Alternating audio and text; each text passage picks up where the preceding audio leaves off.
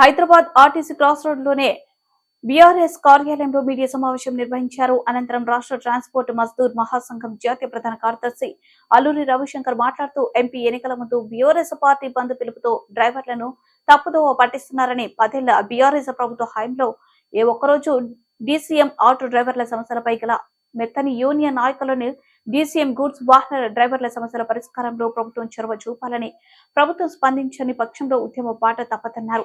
DCM వాహనాలను ఉదయం 10 నుంచి 5 వరకు, రాత్రి 9 నుంచి ఉదయం 8 గంటల 30 నిమిషాల వరకు అనుమతించాలని, గత బీఆర్ఎస్ ప్రభుత్వం గూడ్స్ డీసీఎం వాహనాలు గ్రేటర్ హైదరాబాద్ పరిధిలోకి వస్తే చలాన్ రాయటం కొరకు సైబరాబాద్, రాచకొండ, హైదరాబాద్ ట్రాఫిక్ పోలీస్ కమిషనర్ల ద్వారా పగల నో ఎంట్రీ సమయం ఇస్తూ నోటిఫికేషన్ ఇవ్వడం జరిగిందన్నారు. వాటిని తిరిగి అధికారులు తీసుకోవాలని. రవిశంకర్ అల్లూరి, బీపీటీఎంఎం జాతీయ ప్రధాన కార్యదర్శి. దేశంలో రాష్ట్రంలో ఉనికి కోల్పోతున్నటువంటి కమ్యూనిస్టు పార్టీలు, రాష్ట్రంలో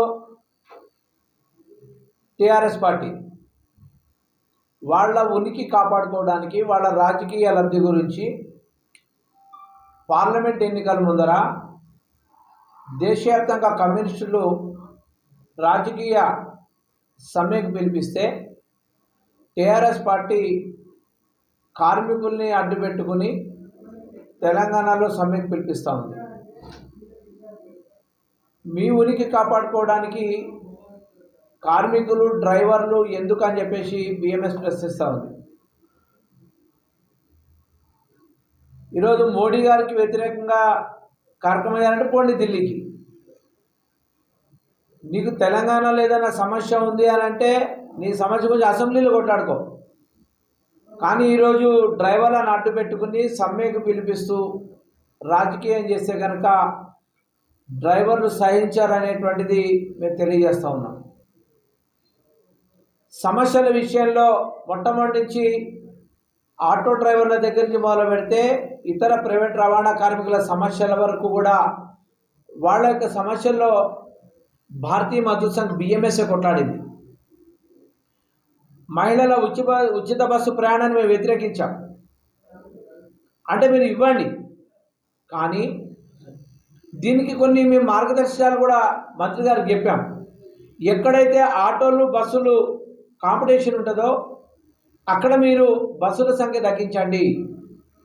అదేవిధంగా ఈరోజు ఏ గ్రామీణ ప్రాంతాల్లో బస్సులు లేనటువంటి గ్రామాలు ఎక్కడ బస్సులు అక్కడ బస్సులు ఏర్పాటు చేయండి, రవాణా సౌకర్యం కల్పించండి.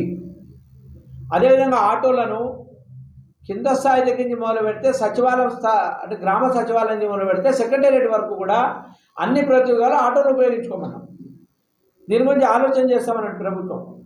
అదేవిధంగా గ్రేటర్ హైదరాబాద్లో కొత్త సమస్య వచ్చింది. డీసీఎం వాహనాలు, గూడ్స్ వాహనాల్ని ఈ యొక్క గ్రేటర్ హైదరాబాద్ పరిధిలో ఉన్నటువంటి సైబరాబాద్, రాచకొండ, అదేవిధంగా హైదరాబాద్ పోలీస్ కమిషనరేట్లో ట్రాఫిక్ పోలీస్ అధికారులు గత టీఆర్ఎస్ ప్రభుత్వం నోటిఫికేషన్ని అమలు చేస్తూ నో ఎంట్రీని పెట్టింది. నో ఎంట్రీ సమయం ఎప్పుడండి అని అంటే మధ్యాహ్నం 12 గంటల నుంచి అంట సాయంత్రం 4 గంటల వరకు అంట. ఎవడన్నా చూస్తే నవ్వుతాడు. అసలు మినిమం హైదరాబాద్ అయితే వ్యాపార కేంద్రం, జనరల్ బజారు, బేగం బజారు, రాణిగంజ్, అదేవిధంగా ముషీరాబాదు, కుక్కటపల్లి, దిల్సుఖ్నగర్ వ్యాపార కేంద్రాలు. మరి వ్యాపారం నడవాలంటే గూడ్స్ వెహికల్ నడవాల్సిందే. అదేవిధంగా ఇండస్ట్రియల్ ఏరియాలు ఉన్నాయి. అతిపెద్ద ఆసియాలో అతిపెద్ద రెండో ఇండస్ట్రియల్ ఏరియా ఏంటంటే జీడిమెట్ల. ఈవెన్ ఇక్కడ ఉన్నటువంటి ఇండస్ట్రియల్ ఏరియాలో హైదరాబాద్లో ఉన్నటువంటి ఇండస్ట్రీస్ ఎక్కడ కూడా లేవు. ఫార్మా హబ్ ఇది. మరి ఇక్కడ ఇండస్ట్రియల్ ఏరియాలో వాహనాలు నడవాల్సిందే, గూడ్స్ వెహికల్స్. ప్రతి కంపెనీ మీద కూడా వాహనాలు ఆగి ఉంటాయి, డీసీఎంలు ఆగి ఉంటాయి. అక్కడికి వచ్చి పోలీసు అధికారులు చలాన్ రాస్తారు, బండ్లు సీజ్ చేసి డాక్యుమెంట్లు ఉంటే కూడా ఆర్టీఓకి పంపిస్తూ ఉన్నారు. ఆర్టీఓ వాళ్ళు ఏం చేస్తున్నారంటే ఫిట్నెస్కి పోవాలంటే బండి ఈరోజు 1100 నుంచి 11,000 చేసారు. ఎవడబ్బా సొమ్మాన్ని తీసుకుంటున్నావు డ్రైవర్ల దగ్గర నుంచి అని చెప్పి ఆర్టీ వాళ్ళని అడుగుతూ ఉన్నాం.